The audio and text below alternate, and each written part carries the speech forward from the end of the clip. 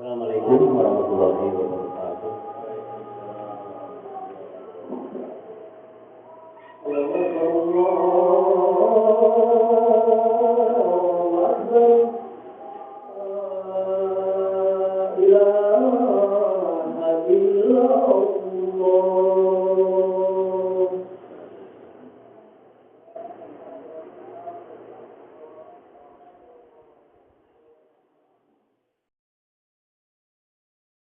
Alhamdulillahirabbil alamin wassalatu wassalamu ala asrofil anbiya'i wal mursalin wa ala alihi wa sahbihi ajmain. Asyhadu an la ilaha illallah wa asyhadu anna Muhammadar Rasulullah.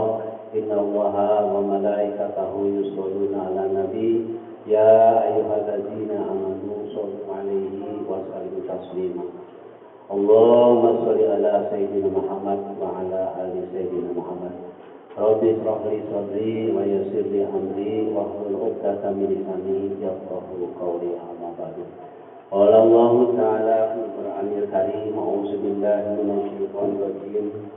Wa'ada Allahul mu'minina wal mu'minati jannatin tajri min tahtiha al-anhar khalidina fiha wa masakina thayyibatan jannatin adn.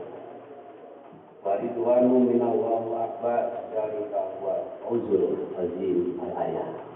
Qala Nabi sallallahu alaihi wasallam ittaqillaha haitsu ma kunta wa ati sayyi'ata hasanata tambuha wa khuluqina bil hasan. Al-hadis. Kaum muslimin rahimahullah, marilah kita panjatkan puji dan syukur kehadiran Allah Subhanahu wa taala atas nikmat dan karunia yang Allah anugerahkan kepada kita sekalian. Alhamdulillah kita masih diberikan jaga umur, sehat walafiat, dan dengan nikmat iman dan Islam pula kita senantiasa giat beribadah kepadanya. Khususnya menjadikan ibadah sholat yang lima waktu tidak pernah kita lalaikan, apalagi kita tinggalkan. Begitu juga pada hari ini kaum muslimin rahimahullah, di hari yang dimuliakan oleh Allah Subhanahu wa taala, yaitu hari Jumat. Kita berbondong-bondong pergi ke masjid, yang lain adalah untuk memohon keridhoannya, yaitu melaksanakan ibadah sholat Jumat. Salawat dan salam semoga tercurah kepada junjungan kita Nabi Muhammad sallallahu alaihi wasallam, dan juga kepada segenap keluarganya, sahabatnya, tabi'in, dan juga kepada segenap umatnya yang taat dalam mengamalkan ajarannya sampai akhir zaman. Kaum muslimin wal iman rahimahullah, tidak terasa hari ini kita sudah memasuki tanggal 27 Dzulqa'dah, 27 Hadis. Jadi kurang lebih 13 hari lagi kita akan melaksanakan Idul Adha atau penyembelihan hewan kurban, baik itu domba ataupun sapi. Kaum muslimin wal iman rahimahullah, setiap apa yang kita laksanakan tentunya la'alakum tattaqun, tiada lain dan tiada bukan tujuannya agar kita benar-benar menjadi golongan orang yang takwa. Pada waktu bulan Ramadan, la'alakum tattaqun, begitu juga kita melaksanakan ibadah sholat berjamaah, begitu juga pada hari ini kita melaksanakan sholat Jumat, dan bahkan nanti kita melaksanakan penyembelihan hewan kurban, juga yang melaksanakan ibadah haji ke Baitullah adalah la'alakum tattaqun, agar semuanya menjadi golongan orang-orang yang takwa. Yang menyembelih hewan kurban walaupun tiap tahun bukan daging atau bukan darah yang sampai kepada Allah, tapi yang sampai kepada Allah adalah ketakwaannya. Makanya kaum muslimin rahimahullah, hendaklah selama hayat di kandung badan, selama hidup kita di dunia ini, hakikati takwalah yang sebenarnya. Karena golongan orang-orang yang takwalah yang nanti kelak akan dijadikan ahli-ahli surga. Karena kita yakin wabil akhirati hum yuqinun, golongan orang yang takwa itu memiliki ciri atau tanda adalah yakin akan ada hari akhir. Dan di hari akhir nanti Allah Subhanahu wa taala menyediakan dua tempat berkat hasil daripada amalan manusia selama hidup hayat di tanah badan, selama hidup di dunia dunia, yaitu antara surga dan neraka. Kaum muslimin wal iman rahimahullah, di dalam sebuah hadis yang diriwayatkan oleh Imam Baihaqi, salah seorang sahabat bertanya, "Ya Rasulullah, kebanyakan yang masuk ke surga itu yang bagaimana?" Rasulullah SAW tersenyum lalu menjawab, "Kebanyakan yang masuk ke surga hak koti wa husnul khuluq," yang artinya kebanyakan yang masuk ke surga itu adalah hak koti, takwa yang sebenar-benarnya. Arti takwa yang sebenar-benarnya artinya dia senantiasa serius, dia beribadah kepada Allah dengan istiqomah, wa husnul khuluq, dan baik akhlaknya, ya. Jadi selain dia beribadah kepada Allah, rajin, salat dan sebagainya, dia juga wa husnul khuluq, dia baik akhlaknya, artinya memiliki pribadi yang baik dan senantiasa menjalin hubungan silaturahmi dengan sesama manusia. Setelah Rasulullah SAW menjawab yang kelak nanti menjadi ahli surga adalah haqqul qatih wa husnul khuluq, yang benar-benar bertakwa kepada Allah, yang rajin atau yang giat ibadahnya dan baik akhlaknya. Lalu sahabat bertanya lagi, kebanyakan yang masuk ke neraka yang bagaimana ya Rasulullah? Ya, mudah-mudahan kita tidak termasuk yang kedua ini, yang kebanyakan masuk ke neraka. Walisan wal fajr wal farji, dan wal fajr ya wal farji, yang artinya yang menyebabkan seseorang masuk ke neraka ini karena lisan, dan yang kedua karena farji, artinya farji itu kemaluan. Di dalam arti tafsir menguraikan yang dimaksud dengan lisan, dia senantiasa berkata kasar, berkata kotor dan sebagainya, sehingga tidaklah jarang dia sering sekali menyakiti hati orang lain, sehingga timbul perpecahan, ya, permusuhan. Dan yang kedua penyebab ahli neraka itu adalah kemaluan, kehormatan, gitu ya. Ahli tafsir mengatakan kemungkinan ini secara khusus yang banyak jajan, gitu ya, yang banyak jajan. Tapi pengertian yang lebih luas lagi adalah orang yang terus-menerus berbuat maksiat berulang, gitu ya, tidak segera bertobat. Itulah nanti yang kelak akan dijadikan ahli neraka. Jadi yang disebut ahli surga adalah orang yang takwa ibadahnya, bahkan ibadahnya, dan senantiasa akhlaknya baik, berbuat baik sesama manusia. Dan nanti yang akan dijadikan ahli neraka kata Rasulullah, yaitu karena lisan. Maka jagalah lisan kita dengan sebaik-baiknya. Dan yang kedua tadi al-farji, ya, kehormatan kita. Dan tadi dijelaskan yang kebajajan, dan yang keduanya yang lebih luas lagi, terus menerus berbuat maksiat, dengan bertobat-tobat, gitu. Kalau di sini diwakilkan rahimahullah, betapa penting haqqul qatih di dalam Islam, karena nanti kelak akan dijadikan ahli surga. Maka orang-orang yang beriman dan bertakwa, tujuan hidupnya adalah menggapai ridho Allah Subhanahu wa taala. Setelah kita memiliki jabatan menggapai ridho Allah Subhanahu wa taala, dari jabatannya itu diridhoi oleh Allah Subhanahu wa taala. Ketika kita memiliki banyak harta, kita menggapai ridho Allah Subhanahu wa taala, agar harta yang dimiliki senantiasa ada di dalam ridhonya. Begitu juga ketika kita diberikan kesehatan, senantiasa menggapai ridho Allah, agar kita senantiasa diridhoi oleh Allah Subhanahu wa taala. Makanya kaum muslimin rahimahullah, tujuan hidup manusia diciptakan oleh Allah Subhanahu wa taala, diciptakan oleh Allah Subhanahu wa taala adalah marqatillah, memperoleh ridha Allah Subhanahu wa taala.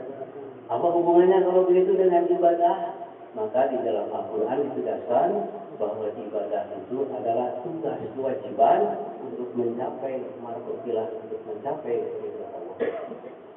Yaitu wama khalaqul jinna wal insa illa liya'budun, dan tidaklah semata-mata kami ciptakan jin dan manusia melainkan untuk beribadah kepada. Makanya untuk mencapai marqatillah tadi, mencapai keridhaan Allah Subhanahu wa taala, yaitu kita harus melaksanakan tugas kewajiban ya. Maka kewajiban itulah yang disebut dengan ibadah, tercantum dalam surat Al-Hujurat ayat yang ke-7. Selanjutnya kaum muslimin wal iman rahimahullah diperjelas lagi oleh Rasulullah SAW agar manusia menjadi orang yang beriman, orang-orang yang kafah, yang memperoleh kesempurnaan di dalam hidupnya. Rasulullah SAW bersabda, ittaqillaha haitsuma kunta wa atbi sayyatal hasanata tamhuha wa khaliqinas bihulukin hasan. Jadi itu pesan Rasulullah yang diriwayatkan oleh Imam Tirmizi. Ada 3 pesan agar setiap orang yang beriman, yang menjadi orang yang takwa, agar memperoleh tujuan menjadi mardotilah, setidak-tidaknya ada 3 kewajiban yang harus kita laksanakan.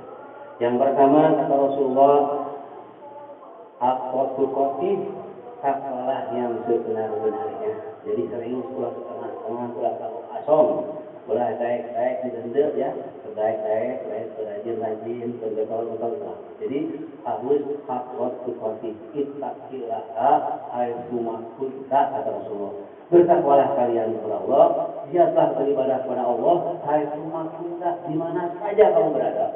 Jika di rumah, di perjalanan, di kota Bandung, lagi bepergian ke kota, luar negeri dan sebagainya. Malahan ditegaskan di dalam ilmu tafsir, dalam situasi dan kondisi apapun, sedang banyak uang, sedang nggak punya uang, sedang sakit, sedang sehat dan sebagainya, sedang sibuk. Jadi takwa seperti harus diprioritaskan. Takwa kepada Allah, ibadah kepada Allah harus diprioritaskan. Malahan di dalam hadis dijelaskan, kalau kamu dalam sholat tidak bisa berdiri, hendaklah kalian duduk. Apabila kalian tidak bisa duduk sambil berbaring, ini betapa pentingnya. Kalau berbaring juga masih susah, dengan isyarat. Ini betapa penting ibadah sholat sebagai wujud hak konstitusi akan memperoleh ridha Allah.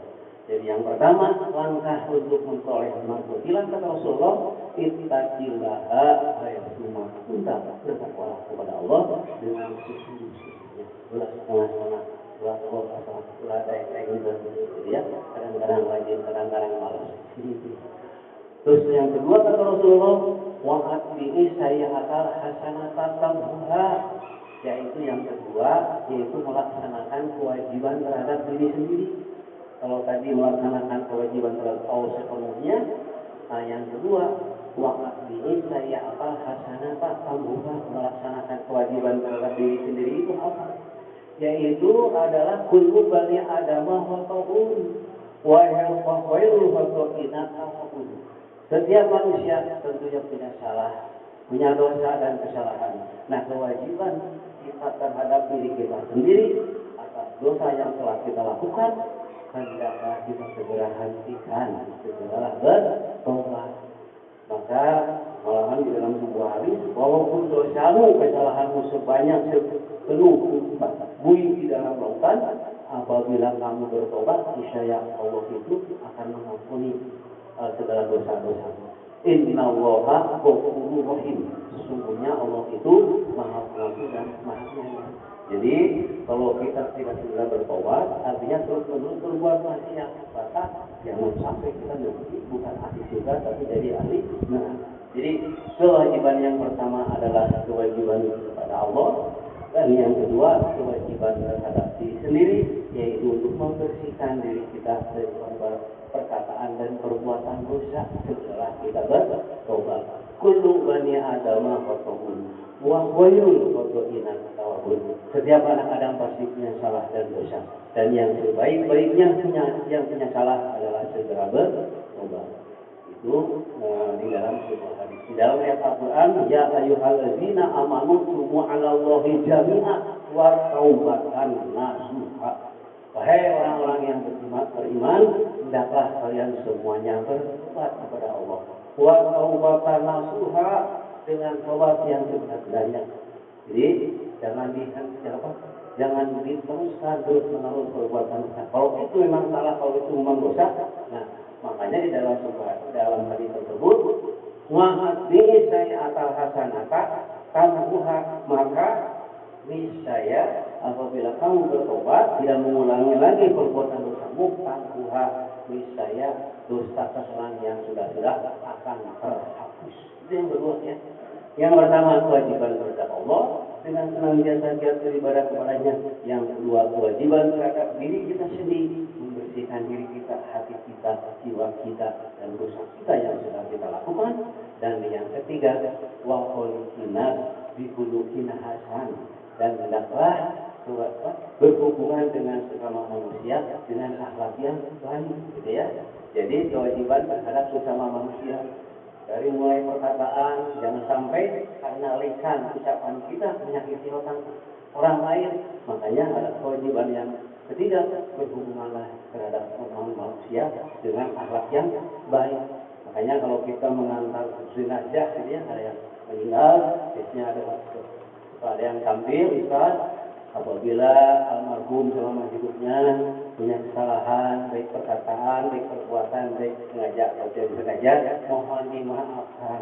Makanya kaum muslimin diwakilkan rahimakumullah, selama hayat kita ibadah, mari kita jaga hubungan silaturahmi kita dengan sebaik-baiknya, dengan saudara, dengan tetangga, dengan saudara dekat dan saudara jauh, begitu juga dengan teman kerja, agar la'alakum tattaqun, kita benar-benar menjadi golongan orang yang takwa dan kita bisa meraih yaitu mardhatillah, yaitu jalan yang diridhoi oleh Allah Subhanahu wa taala. Bagi beruntung Allah Subhanahu wa taala berfirman dalam Al-Qur'an, a'udzubillahi minasyaitonir rajim, ya ayyuhalladzina amanu taqullaha haqqa tuqatih wa la tamutunna illa wa antum muslimun.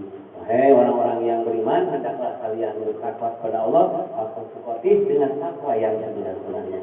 Wa la tamutunna illa wa antum muslimun, hendaklah jangan sampai kamu menunggu kematian kecuali di dalam ketika kita sedang taat, gitu ya. Itu dalam Al-Qur'an.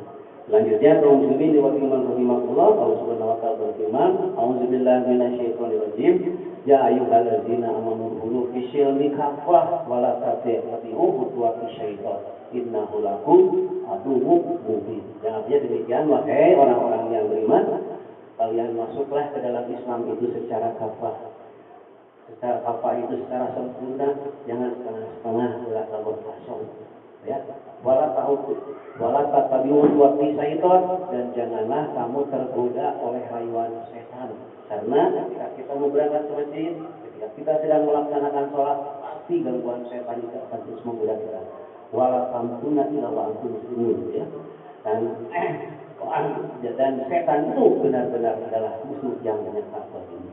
Ya ayyuhalladzina amanu taqullaha haqqa tuqatih wa la tamutunna illa wa antum muslimun. Barakallahu wa lakum fil Qur'anil karim, innahu huwal ghafurur rahim.